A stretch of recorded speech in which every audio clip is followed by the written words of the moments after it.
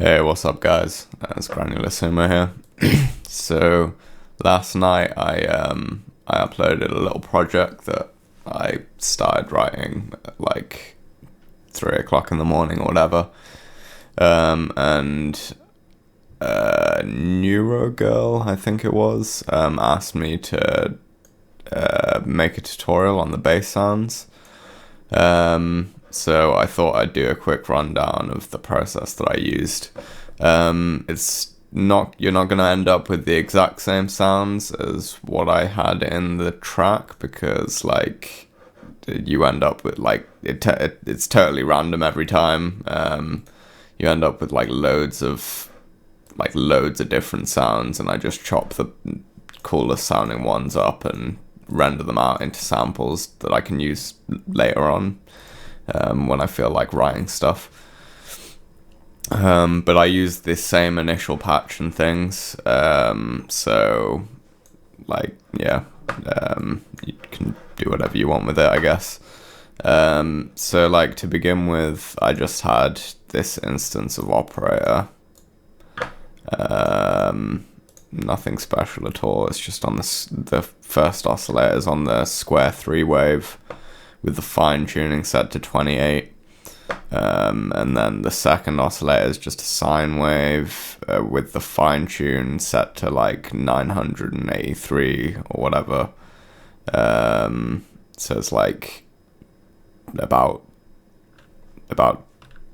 like 20 odd cents detuned from what this would be if it was set to 0, if that makes sense. But I've automated that as well.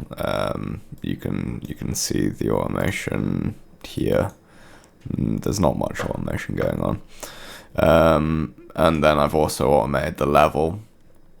And I also automated the level on this triangle wave with the fine tune set to 30 and the coarse set to 2. You can do whatever you want with those values though, because it doesn't matter so much, because you end up with like loads of different sounds anyway. So I set the spread to 57% and I turned the pitch envelope on. Although I didn't really need to, but I did anyway. So the initial value is set to 29 semitones, the peak set to 24, and the decay is set to 225. I think I also turned the voices to 1, and I turned glide mode on and set the time to 100 milliseconds. And that's everything for the initial patch. That sounded like this.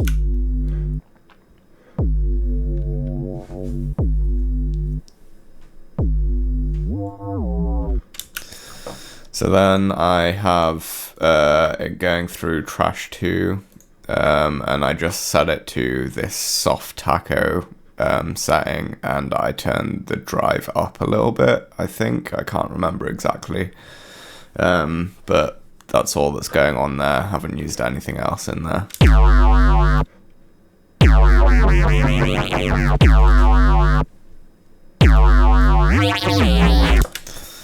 So then it's going through camel space, which you'll have to search the internet to find, because it doesn't exist anymore. I'm just using the filter, the filter mod, the enhancer, the flanger, and the stereo. I probably shouldn't say just, because that's quite a lot of stuff. But it doesn't it doesn't matter too much what basically just mess with these until it sounds kind of cool. I use the stereo delay. I basically automated the mix so that it would come in like in the gaps that there isn't any notes playing, because I find you get some interesting effects once you put that in the sampler and distort it and stuff. And then just mess around with the flanger and stuff. The rest of this stuff doesn't affect the sound too much. I just thought it sounded a bit nicer. So you can copy these settings if you want it to be exactly what I did. So that sounded like this.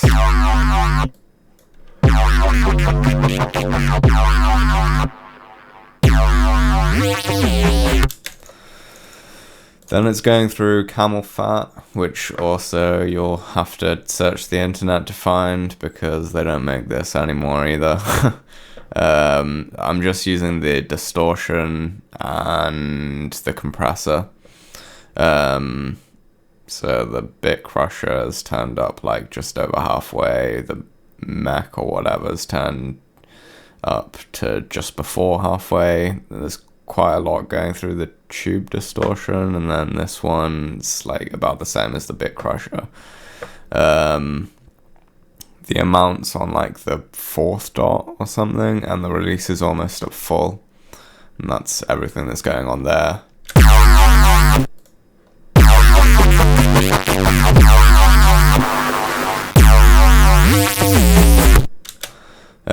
So then I've got this notch filter that I've automated the frequency for. Nothing special.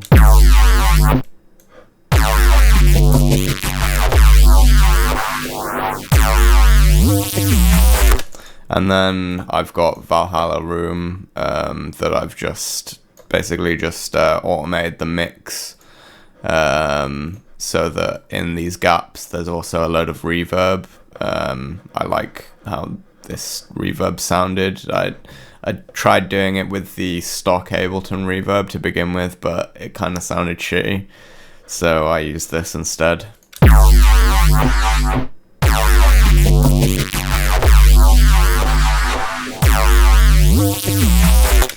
And then it's just going through a glue compressor, pretty much all the normal settings that I use, so you can just copy those if you want. So then I just rendered it out to audio, didn't do anything with it here. That's literally just the audio file, and then I threw it straight into a sampler. So to begin with, there wasn't 2 instances of the sampler. Basically, to begin with, I just had like this one, and basically all I was doing was moving the sample start point and like moving the loop around and just hitting the key, like the key on my keyboard,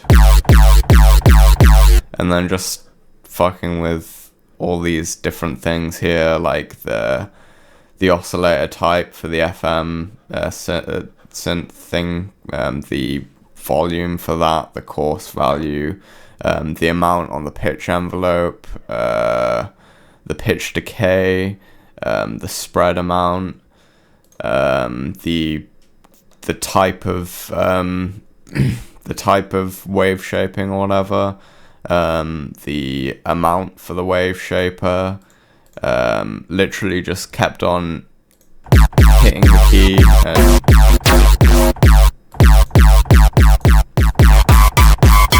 doing all this stuff basically.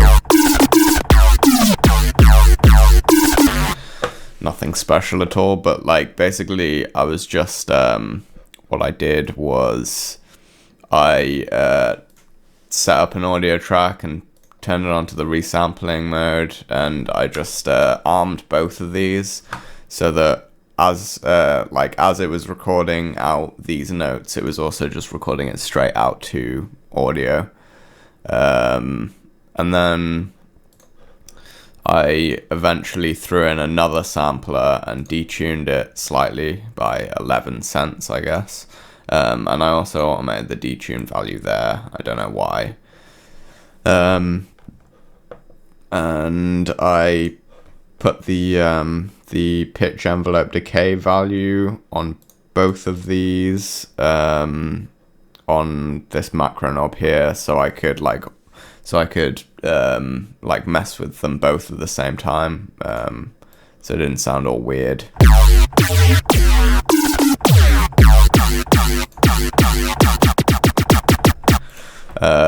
and that's literally all I did. Then I just ended up with this really long sample here, but a lot of it was just like the same thing repeating. So I just cut out the parts that I thought sounded the nicest and then arranged them into like smaller little samples. I just like basically chopped all the bits out and like consolidated them together until I had like a sample that was about 10 bars long or whatever. And it's just consists of a load of stuff like this. I'll just play some more of them.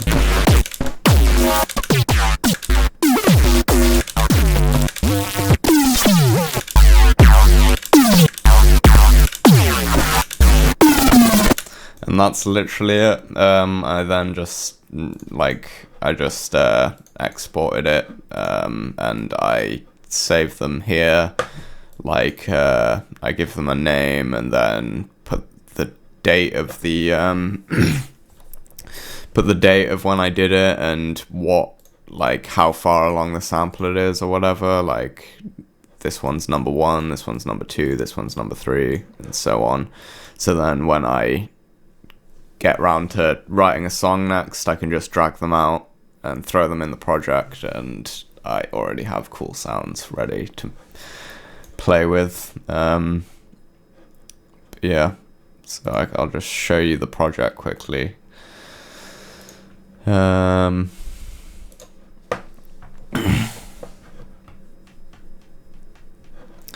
So yeah, I just had this one, which is slightly different because this was before there was so much distortion on it. That sounded like this.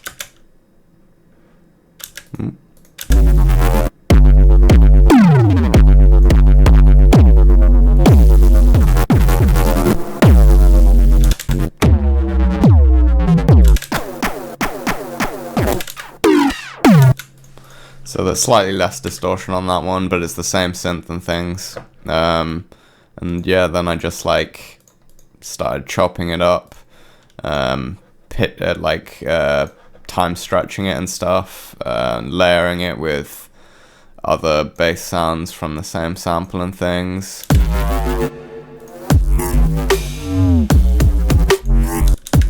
Like there's a lot of time stretching going on, especially like this last part.